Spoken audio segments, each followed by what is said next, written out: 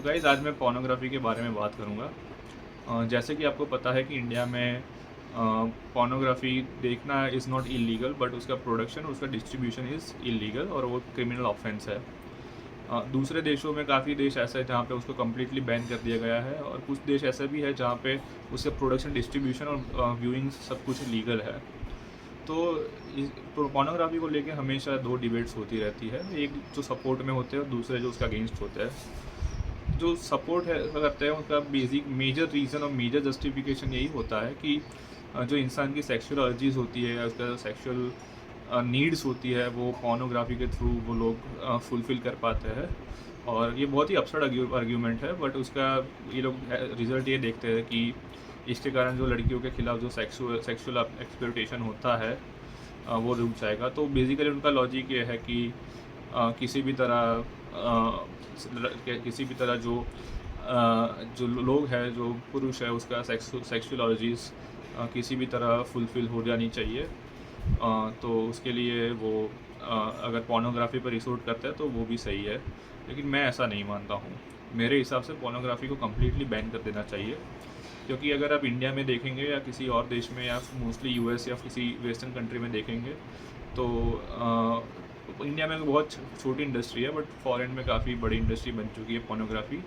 लेकिन हम लोग कभी उसके एक्टर्स के बारे में नहीं सोचते हैं, क्योंकि हम सिर्फ उनके वीडियो देखते हैं और वीडियो देख के लगता है कि they are having a consensual sexual intercourse in front of camera. But हकीकत यह है कि इस इंडस्ट्री में लड़कियों का काफ़ी एक्सप्लॉयटेशन होता है, ऑन कैमरा भी और ऑफ कैमरा भी। ऑफ कैमरा अगर देखा जाए तो उनको प्रमोशन या ऑफर्स के लिए उनको एक्सप्लॉयट किया जाता है, और वीडियोज़ में उनको पैसों के लिए एक्सप्लॉयट कर दिया जाता है। तो यहाँ पे उनका कंसेंट नहीं होता। जैसे कि मैंने पिछले वीडियो में कंसेंट को डिस्कस किया था। ये शायद वो प्रिटेंड कर सकते हैं कि ये कंसेंचुअल है, but it is not a consensual sex, because the person is doing it for money.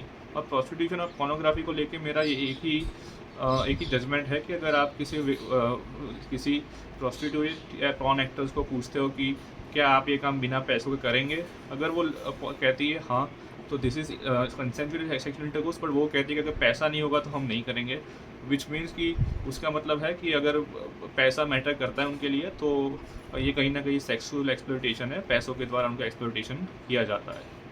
तो ये एक बेसिक कंसेप्ट है पोर्नोग्राफी प्रोस्टिट्यूशन दोनों का।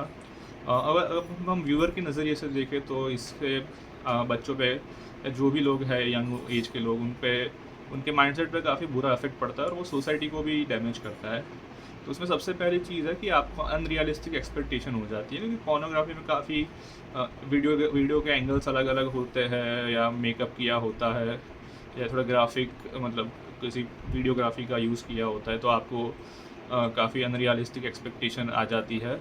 और फिर वो आप चाहते हो कि आपके पार्टनर भी वो एक्सपेक्टेशन को फुलफ़िल करे, जो चूँकि वो रियलिस्टिकली पॉसिबल नहीं है, तो वो कहीं न कहीं उसको वो एक नेगेटिव इम्पैक्ट होता है बच्चों के दिमाग पे, और जो भी लोग, यंग लोग देखते हैं उनके दिमाग पे। तो ये सबसे पहली बात है। दूसरी बात ये है कि जो जो पोर्नोग्राफी को देखा जाता है उसके बाद वो लोग जो मतलब महिलाएं होती हैं, उनको एक बहुत ही घटिया नज़रिए से देखना शुरू कर देते हैं, क्योंकि जैसे कि आपने देखा होगा काफ़ी वीडियोस में ऐसा यही पोर्ट्रे किया जाता है कि जो लड़कियां होती है वो हमेशा उनका एक ही काम होता है कि उनकी जो सेक्सुअल अर्जीज़ होती है और वो हमेशा सेक्स के लिए रेडी रहती है।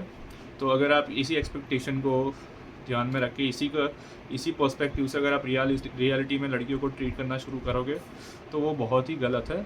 उसमें वायलेंस भी दिखाया जाता है पोर्नोग्राफी में, और वो वायलेंस भी लोगों को लगता है कि जस्टिफाइड है, और वो लोग उसको रियलिटी में इम्प्लीमेंट करने का कोशिश करते हैं, और कहीं ना कहीं वहाँ पे भी जो लड़कियां हैं उनका काफ़ी बुरी तरह विक्टिमाइजेशन होता है। तो ये सब चीज़ों को ध्यान में रख के मेरा मानना है कि हम सबको इस पोर्नोग्राफी को पूरी तरह से, उसका डिस्ट्रीब्यूशन, प्रोडक्शन तो बैंड है, लेकिन उसको दिखाना भी ब्लॉक कर देना चाहिए, ताकि हम लोग एक बेहतर सोसाइटी बना सके जहाँ पे लड़कियों को एक रिस्पेक्टफुल नज़र से देखा जाए।